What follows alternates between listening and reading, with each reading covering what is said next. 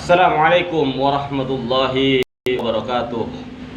Hamdan wa syukran lillah amma ba'du. Sahabat-sahabat Mas Wahyu dimanapun berada, mudah-mudahan kita semua senantiasa diberikan rahmat oleh Allah Subhanahu wa ta'ala tanpa kekurangan satu hal apapun, dan selalu diberikan kelancaran di dalam setiap usaha kita.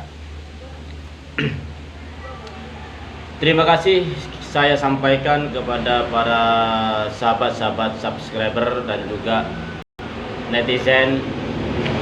Terima kasih kepada guru-guru saya semuanya yang tidak bisa saya sebutkan satu persatu namanya, namun tidak mengurangi rasa hormat saya kepada kalian semua. Mudah-mudahan selalu diberikan kesehatan dan panjang umur.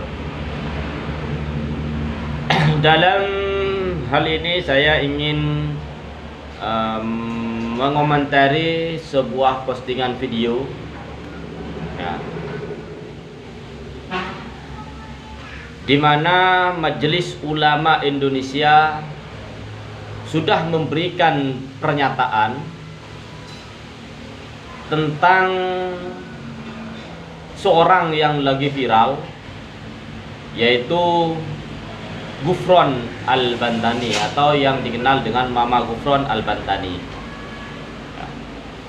Di mana pernyataan Majelis Ulama Indonesia ini menegaskan dan menyatakan bahwa ajaran yang disampaikan oleh Mama Ghufron itu merupakan ajaran yang tidak sesuai dengan kaidah-kaidah ajaran Islam. Artinya apa? Kalau Majelis Ulama Indonesia sudah mengatakan ajaran yang disampaikan oleh Ghufron ini tidak sesuai dengan kaidah-kaidah ajaran Islam, berarti secara otomatis ajaran yang disampaikan oleh Ghufron ini adalah ajaran sesat dan menyesatkan. Adapun bila ada beberapa orang atau sejumlah orang yang masih mengikuti dan mempercayai Ghufron ini adalah korban daripada penyesatan yang dilakukan oleh Ghufron. Maka saya berharap orang-orang ini cepat sadar dan kembali ke ajaran Islam Ahlus Sunnah wal Jamaah yang sebenarnya, sehingga naudzubillah, mudah-mudahan mereka tidak mati dalam keadaan su'ul khatimah. Dari awal sudah saya katakan bahwa Ghufron ini adalah orang yang tidak waras. Dari awal saya sudah mengatakan bahwa Ghufron ini adalah wali setan. Kalau ada orang yang menisbatkan Ghufron ini adalah seorang wali, maka saya tegaskan di video-video saya yang sebelumnya bahwa Ghufron ini adalah wali setan. Dan ada pernyataan pengikutnya Ghufron yang pakai peci merah itu, maka saya berani mengatakan bahwa dia itu adalah goblok. Segoblok-gobloknya orang, sebodoh-bodohnya orang adalah orang yang pakai peci merah itu.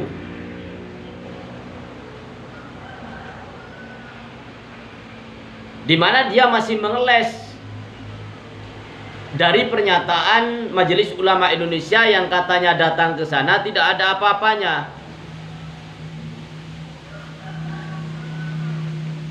Tanpa Majelis Ulama Indonesia menyatakan bahwa ajaran yang disampaikan oleh Ghufron itu sesat, maka orang yang memiliki akal cerdas, orang yang menggunakan akalnya disertai dengan ilmu yang telah dia pelajari di pesantren-pesantren, di madrasah-madrasah, maka sudah dapat menduga dan menilai bahwa ajaran yang dibawakan oleh si Ghufron ini adalah ajaran yang sangat sesat.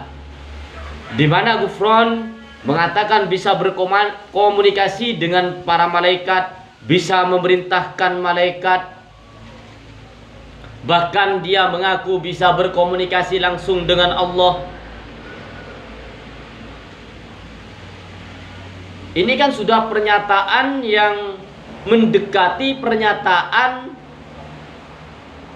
persamaannya dengan para nabi. Artinya Gufron ini dalam pernyataannya menyamakan diri posisinya dengan para nabi, dengan para rasul. Maka orang yang cerdas dari pembicaranya itu saja sudah dapat menilai bahwa yang dikatakan Gufron ini adalah kata-kata yang menghayal, penuh dengan halusinasi. Oleh sebab itu, apa yang dinyatakan, yang dikatakan oleh Gufron ini tidak bisa diterima dengan akal dan tidak bisa diterima sebagai hujjah. Akan tetapi ada sekelompok orang yang mungkin masih primitif,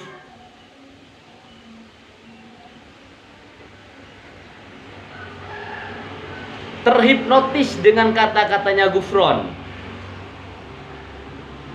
yang mengaku dia bisa bahasa semut, bisa bahasa jin, dan mengaku bahwa dirinya adalah satu-satunya orang yang bisa berbahasa Suryani, di mana tidak ada orang lain yang bisa bahasa Suryani.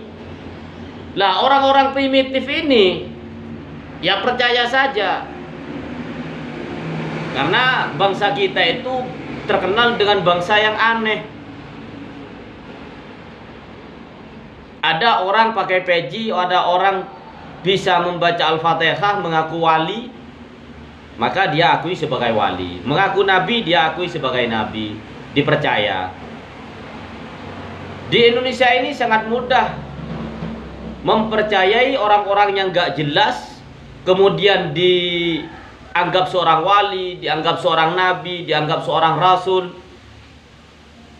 Itulah kelemahan IQ daripada bangsa kita. Jadi kita harus mengakui itu, bahwa orang-orang yang mudah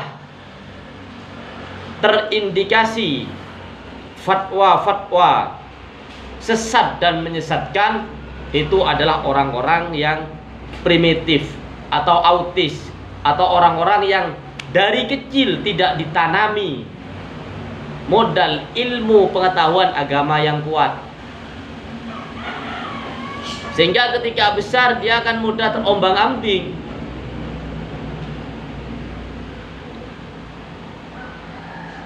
Sangat miris sekali saudara-saudaraku, di mana para habaib, para ulama-ulama sepuh, para ulama-ulama yang sudah jelas kealimannya dicaci maki, diintimidasi. Kemudian ulama-ulama yang tidak sepaham dengan pemikirannya dianggap radikal, dikatakan antek-antek Belanda dan lain sebagainya. Sementara orang-orang yang sependapat dengan dirinya walaupun sesat, maka diakui sebagai wali, sebagai mufti, sebagai guru, disanjung-sanjung. Nah, itu pola pikir yang harus dirubah dalam diri kita. Jangan hanya karena kebencian di dalam hati kita sehingga membutakan kita di dalam menilai seseorang.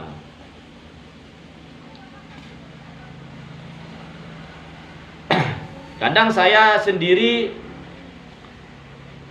dibikin kesel sama netizen-netizen yang selalu nyinyir kepada saya. Padahal saya katakan, berkali-kali saya katakan, saya tidak pernah memilih dan memilah ulama-ulama yang ada di Indonesia. Baik ulamanya dari kalangan habaib maupun ulamanya dari kalangan wali songo. Itu semuanya saya sangat menghormati dan saya sangat mentakdimi. Akan tetapi ketika saya dekat dengan ulama Nusantara, dengan ulama-ulama yang memiliki terah dengan wali songo, bukan berarti saya harus memusuhi para habaib. Dan juga sebaliknya, ketika saya memiliki kedekatan dengan para habaib, bukan berarti saya harus memusuhi ulama Nusantara.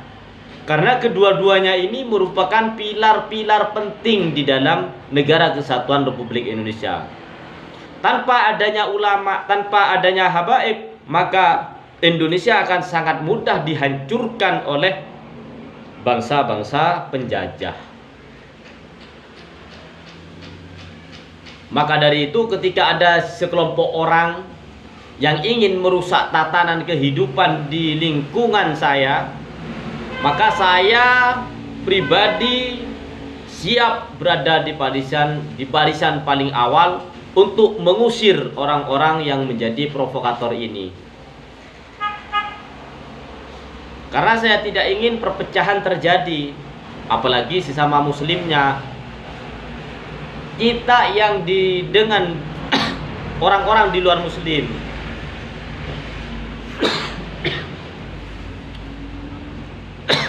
baik itu umat Kristiani, Hindu, Buddha, semuanya kita disatukan dalam negara kesatuan Republik Indonesia di bawah Undang-Undang Dasar 45 dan dasar negara kita Pancasila. Bentar ya.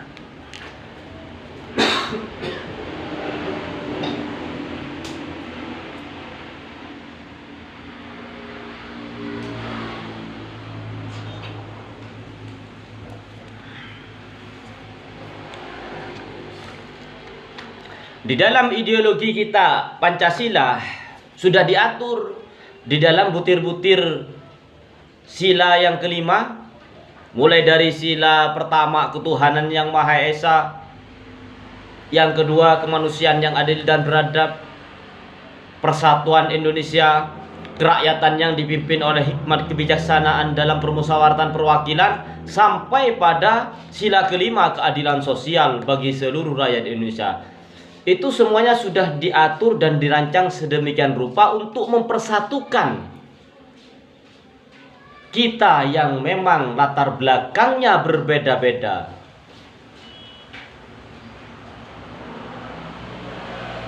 Jadi jangan sampai upaya-upaya pahlawan kita terdahulu untuk menyatukan bangsa Indonesia menjadi satu kesatuan yang kokoh, akhirnya porak-poranda oleh segelintir orang yang mengadu domba antara ulama dengan habaib. Saya tidak mau hal itu terjadi. Makanya tadi malam saya katakan saya tidak butuh laskar yang dipimpin oleh si Abbas Buntet itu. Di Indonesia itu sudah ada TNI dan Polri. Ngapain si Buntet, si Abbas itu membentuk laskar bernamakan Laskar Sabilillah membela para ulama? Tai kucing.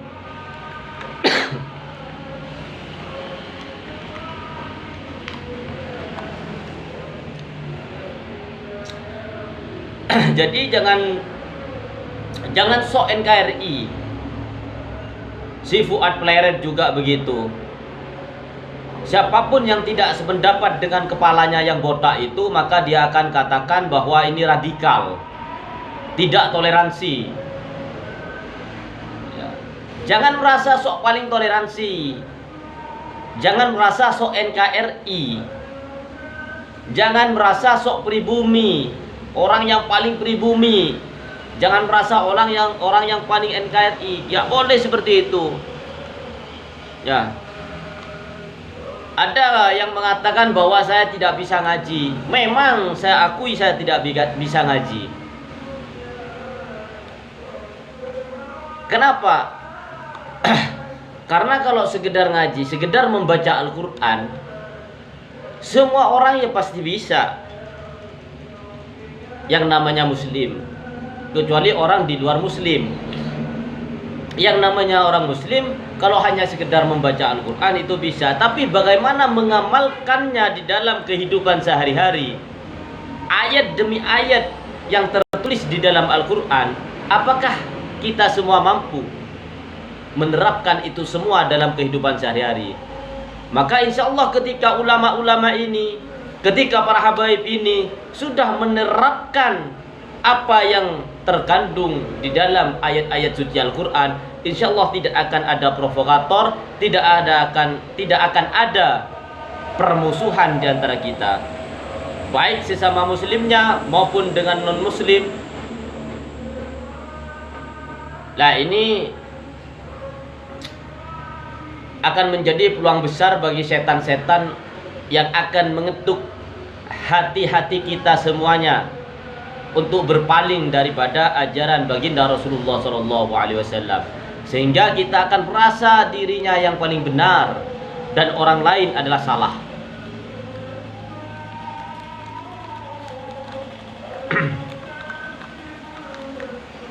Maka ketika kemarin saya menemukan video pernyataan dari Majelis Ulama Indonesia bahwa ajaran Ghufron tidak sesuai dengan kaidah-kaidah Islam, itu saya mengucapkan terima kasih yang sebesar-besarnya kepada Majelis Ulama Indonesia.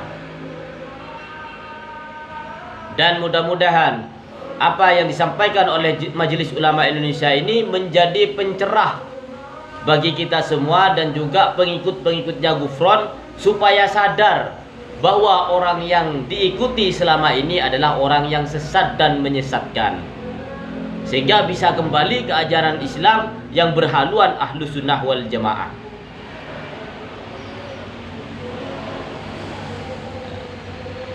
Kembali kepada akidah kita, di mana ulama-ulama kita ada yang menggunakan akidah Al-Asy'ariyah dan juga ada yang menggunakan akidah Al-Maturidiyah. Silahkan kalian ikuti ulama mana yang kalian yakini. Di dalam fikih kita selalu mengikuti salah satu dari imam yang 4, madhab Syafi'i, madhab Maliki, Hambali, Hanafi.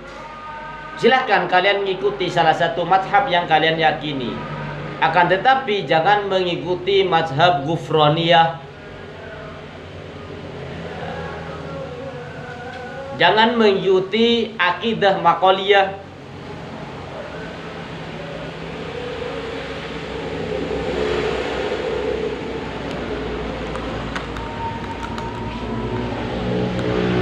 Sudah jelas saudara-saudaraku ya. Sekali lagi saya tegaskan bahwa ajaran yang dibawakan Ghufron itu adalah ajaran yang sesat, menyesatkan.